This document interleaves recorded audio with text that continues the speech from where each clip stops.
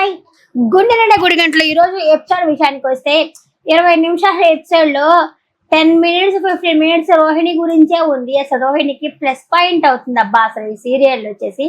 ఇంకా రోహిణి వచ్చేసి మనోజ్ ని ఎత్తుక్కుంటే అలా షాప్ దగ్గరికి అయితే వస్తా ఉంటుంది. ఆల్రెడీ మనోజ్ వాళ్ళ ఫ్రెండ్ ఉన్నారు కదా, అతనైతే రోహిణి గురించి మంచి చెప్పడానికి చూస్తాడనమాట.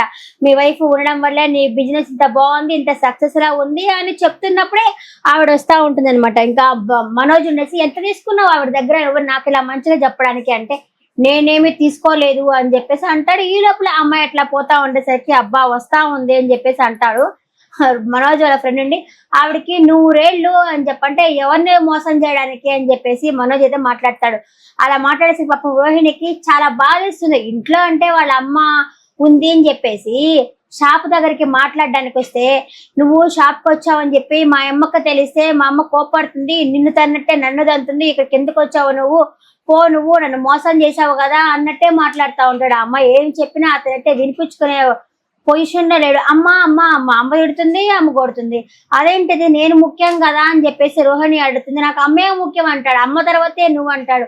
అదేంటది ఇప్పుడు అమ్మ మామూలుగా రియల్ గా అయితే అమ్మ కూర్చి ఉండొచ్చు, కానీ అమ్మ ఒక 30 ఏళ్ళు పెంచితే మిగతా అన్ని బతుకుండేది వైఫ్ తోనే కదా.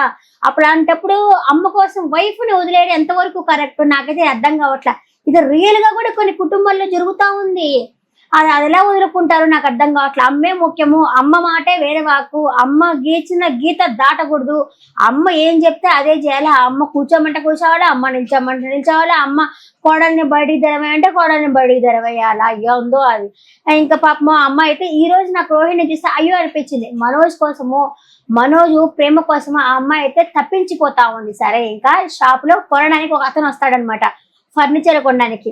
బాగా లిస్టు రాసుకుంటాడు. ఎక్కడికి పంపించాలంటే మలేషియాకి పంపించాలంటే ప్రపంచంలో ఏ ఊరికైనా పంపిస్తాను కానీ కనీసం తెలియని ఊరికైనా పంపిస్తాను కానీ మలేషియాకి అయితే పంపించిన అంటాడు.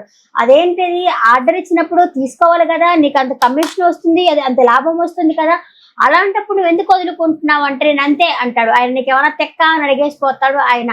అవును నాకు తెక్కే, నాకు ఫ్రాడ్ లాంటి వైఫ్ కూడా ఉందని చెప్పేసి రోహిణిని అసహించుకుంటా ఉంటారు. కరెక్ట్ నబ్బా రోహిణి చేసింది మోసమే, నేను కాదన్ను, కానీ అమ్మ కూర్చే సంగతి చెప్తా ఉన్నాను.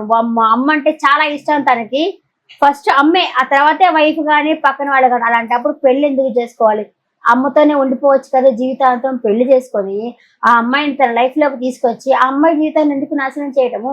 నీకు అమ్మాయి ఇష్టం అంటే ఆ అమ్మాయి ఇంకొక పెళ్లి చేసుకునేది, లేకపోతే పెళ్లి చేసుకోకపోతే ఆ అమ్మాయి లైఫ్ ఇంకొకరితో ఉండేది కదా. అటు ఇటు కాకుండా వైఫ్ని వదిలేస్తా ఉంటారు కొంతమంది అమ్మ కూర్చీలు వచ్చేసి. సరే ఇదంతా బాగానే ఉంది. ఇంకా రోహిణి అయితే ఏడ్చుకుంటా వాళ్ళ ఫ్రెండ్ దగ్గరికి వస్తుంది. ఆడవదిలే సీరియస్ గా వాళ్ళ ఫ్రెండ్ దగ్గరకు వస్తుంది. వాళ్ళ ఫ్రెండ్ ఈ అమ్మాయిని భలే అడుగుతుంది. బాలు అన్నట్టు నా మనోజ్ దద్దమ్మే అని చెప్పంటుంది. అవునులే నిన్ను అలా కాబట్టే కదా నువ్వు మాట్లాడి వింటున్నాడు అని చెప్పేసి వాళ్ళ చెల్లెని వస్తుంది. రోహిణి వాళ్ళ ఫ్రెండ్ అయితే భలే అడుగుతుంది, కానీ రోహిణి ఫ్రెండ్ కానీ బాగానే అడుగుతా ఉంది అనిపించింది నాకైతే అలా అనిపించింది. ఇంకా సరే అవునులే నువ్వేదో మోసం చేస్తున్నావు కదా అంటుంది. ఇలా కాదు కానీ ఒక ఐడియా వేస్తాను నేను, వాళ్ళకిద్దరికి అమ్మ కొడుకులకి ఇద్దరికి డబ్బు పిచ్చి కదా, ఆ డబ్బుతోనే కొడతాను నేను అంటే నీకు డబ్బు ఉండాలి కదా అంటే డబ్బు వల్లేదు, ఐడియా ఉంటే చాలు అని చెప్పి చెప్తుంది. అంటే ఏదైనా ఆర్డర్ ఇచ్చి ఆ తర్వాత డబ్బు కట్టకుండా అలా చేయటం వల్ల అని అనుకుంటున్నాను నేను, నాకు తెలియదు అనుకుంటున్నా. చూద్దాం ముందు ఎపిసోడ్ ఏం జరుగుతుందో. వీళ్ళకి అలాగే కొట్టాలా అని చెప్పి అనుకుంటా ఉంటుంది. ఇంకా బాలు మీనా సరదాగా నైట్ మాట్లాడుకుంటా ఉంటారు. మీనాతో వచ్చి బాలు చెప్తాడనమాట, నాకు ఒక ఫ్రాడ్ ఫ్రెండ్ ఉండేవాడు అని చెప్తుంటాడు. అంత లోపల ఫోన్ వస్తుంది.